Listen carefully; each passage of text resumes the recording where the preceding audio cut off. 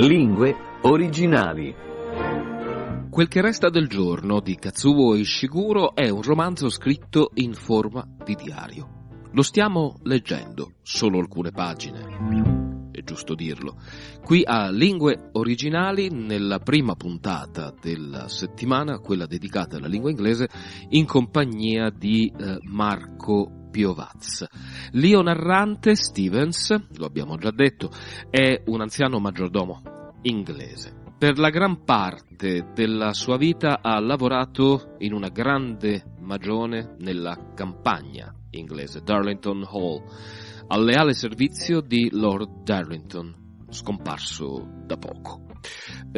Questo anziano maggiordomo ci porta indietro nella sua vita, sta facendo dei bilanci ora che, morto il suo primo datore di lavoro, sta lavorando al servizio dell'americano Mr. Faraday. Riceve una lettera da una ex collega, Miss Kenton, governante. Descrivendo la sua vita personale, dalla lettura ne trae la sensazione di un matrimonio infelice. Essendo corto di personale, la residenza avrebbe bisogno della capacità già dimostrata in passato dalla donna. Sul finire dell'estate del 1956, Stevens, su proposta del suo nuovo datore di lavoro americano, intraprende un viaggio in macchina, una settimana nella campagna inglese. Inizia così a considerare la possibilità di far visita a Miss Kenton, che negli anni 30 era stata governante a Darlington Hall, in modo da cercare di capire se mai possa essere disponibile a tornare a lavorarvi. È giusto un frammento della trama. Mi auguro che abbiate ascoltato le puntate precedenti, eventualmente le trovate sul nostro percorso di podcasting e sul canale YouTube. Noi oggi continuiamo a leggere insieme a Marco Piovaz nuove pagine da Quel che resta del giorno, The Remains of the Day, questo è il titolo originale, di Kazuo Ishiguro. Buon ascolto con Lingue Originali.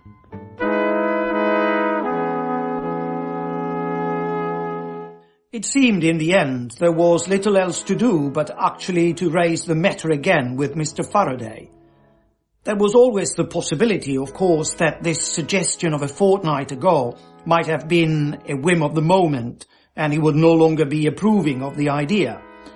But from my observation of Mr. Faraday over these months, he is not one of those gentlemen prone to that most irritating of traits in an employer, inconsistency.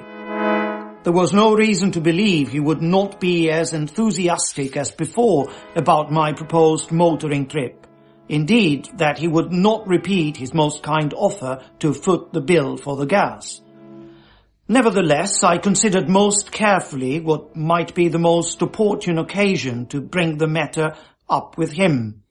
For although I would not for one moment, as I say, suspect Mr. Faraday of inconsistency, it nevertheless made sense not to broach the topic when he was preoccupied or distracted. A refusal in such circumstances may well not reflect my employer's true feelings on the matter, but once having sustained such a dismissal, I could not easily bring it up again. It was clear, then, that I had to choose my moment wisely. In the end, I decided the most prudent moment in the day would be as I served afternoon tea in the drawing room. Mr. Faraday will usually have just returned from his short walk on the downs at that point, so he is rarely engrossed in his reading or writing as he tends to be in the evenings. In fact, when I bring in the afternoon tea, Mr. Faraday is inclined to close any book or periodical he has been reading, rise and stretch out his arms in front of the windows, as though in anticipation of conversation with me. As it was, I believe my judgment proved quite sound on the question of timing. The fact that things turn out as they did is entirely attributable to an error of judgment in another direction altogether.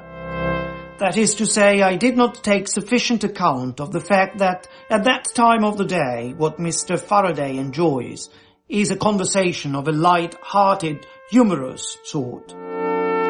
Knowing this to be his likely mood when I brought in the tea yesterday afternoon, and being aware of his general propensity to talk to me in a bantering tone at such moments, it would certainly have been wiser not to have mentioned Miss Kenton at all. But you will perhaps understand that there was a natural tendency on my part in asking what was after all a generous favour from my employer to hint that there was a good professional motive behind my request. So it was that in indicating my reason for preferring the West Country for my motoring, instead of leaving it at mentioning several of the alluring details as conveyed by Mrs. Simon's volume, I made the error of declaring that a former housekeeper of Darlington Hall was resident in that region. I suppose I must have been intending to explain to Mr. Faraday how I would thus be able to explore an option which might prove the ideal solution to our present small problems here in this house.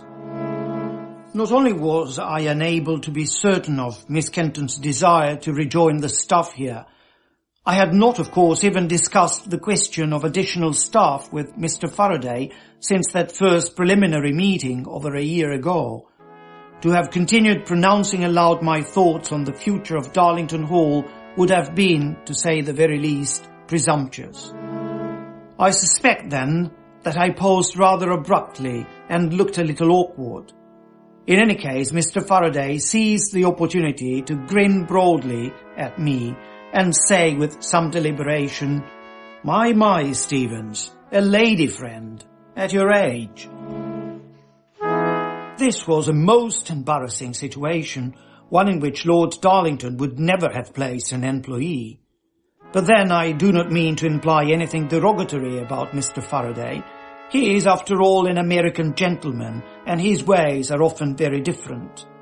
There is no question at all that he meant any harm, but you will no doubt appreciate how uncomfortable a situation this was for me. "I'd never have figured you for such a ladies' man, Stevens," he went on. "Keeps the spirit young, I guess. But then I really don't know if it's right for me to be helping you with such dubious assignations."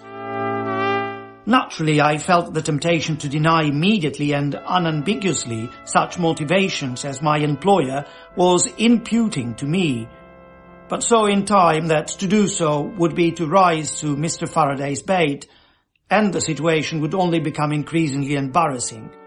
I therefore continued to stand there awkwardly, waiting for my employer to give me permission to undertake the motoring trip.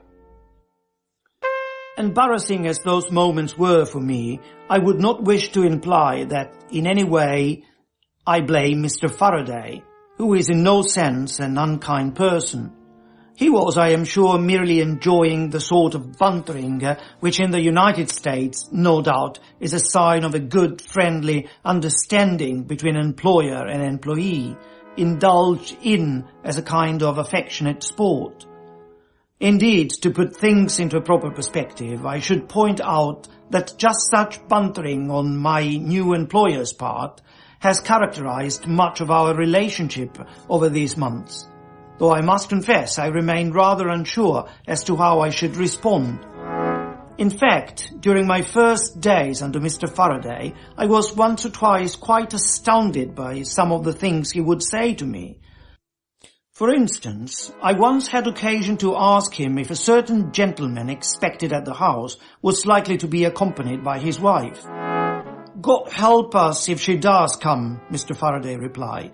"Maybe you could keep her off our hands, Stevens. Maybe you could take her out to one of those stables around Mr. Morgan's farm. Keep her entertained in all that hay. She may be just your type." For a moment or two I had not an idea what my employer was saying. Then I realized he was making some sort of joke and endeavored to smile appropriately, though I suspect some residue of my bewilderment not to say shock, remained detectable in my expression. Over the following days, however, I came to learn not to be so surprised by such remarks from my employer, and would smile in the correct manner whenever I detected the bantering tone in his voice. Nevertheless, I could never be sure exactly what was required of me on these occasions. Perhaps I was expected to laugh heartedly, or indeed reciprocate with some remark of my own. This last possibility is one that has given me some concern over these months, and is something about which I still feel undecided. For it may well be that in America it is all part of what is considered good professional service that an employee provide entertaining banter. In fact, I remember Mr. Simpson, the landlord of the Ploughman's Arms, saying once that were he an American bartender, he would not be chatting to us in that friendly but ever courteous manner of his, but instead would be assaulting us with crude references to our vices and failings, calling us drunks and all manner of such names, in his attempt to fulfill the role expected of him by his customers. And I recall also some years ago Mr. Rain, who travelled to America as valet to Sir Reginald Morvis, remarking that a taxi driver in New York regularly addressed his fare in a manner which, if repeated in London, would end in some sort of fracas, if not in the fellow being frog-marched to the nearest police station. A Lingue Originali, Marco Piovaz ha letto per voi in lingua inglese. Lo ritroveremo su Caffè Italia la prossima settimana, venerdì, sempre alle ore 22. Ma Lingue Originali è in onda anche il sabato con Nadia Meroni, con la lettura in lingua tedesca, e la domenica con Barbara Marchand, per quella in lingua francese. Vi ringraziamo per l'ascolto e vi diamo appuntamento a Lingue Originali fra 7 giorni, sempre su Caffè Italia, la radio e il podcast dall'aroma italiano, e non solo.